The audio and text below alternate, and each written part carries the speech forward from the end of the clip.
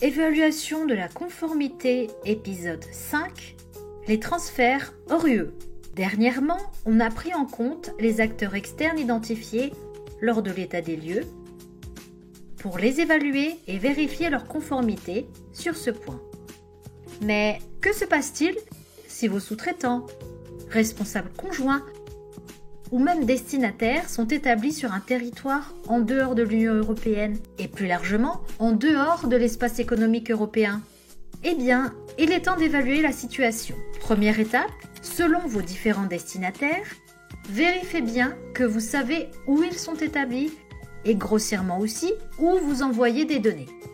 États-Unis, Chine, Russie, Maroc, etc. Deuxième étape, rendez-vous sur le site de la CNIL et consultez la carte de protection des données dans le monde. Vous remarquerez que certains États tiers sont en bleu, d'autres en violet ou encore en gris. Bonne nouvelle pour l'équipe des Bleus! Ces États tiers sont adéquats. Comme on vous l'a déjà expliqué dans la Minute RGPD sur les transferts, on peut transférer des données vers un État tiers qui dispose d'une décision d'adéquation. Si la décision est partielle, sur la carte, ces États sont en bleu clair, il faut vérifier que l'organisme auquel vous transférez des données est couvert par cette décision.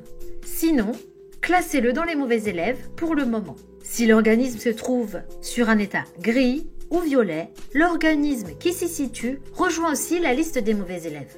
Troisième étape, occupez-vous de vos mauvais élèves. L'objectif est de vérifier que chaque transfert hors UE est encadré par une garantie appropriée ou s'il peut être couvert par une dérogation. Pour les acteurs hors groupe, on doit vérifier s'il existe dans le contrat les clauses contractuelles type de la Commission européenne en matière de transfert hors UE. Si elles n'y sont pas, première option, vérifier si le transfert peut être couvert par une dérogation. Deuxième option, proposer de les ajouter dans le contrat. Pour les acteurs membres d'un même groupe, ces deux options restent valables, mais une troisième s'offre à vous.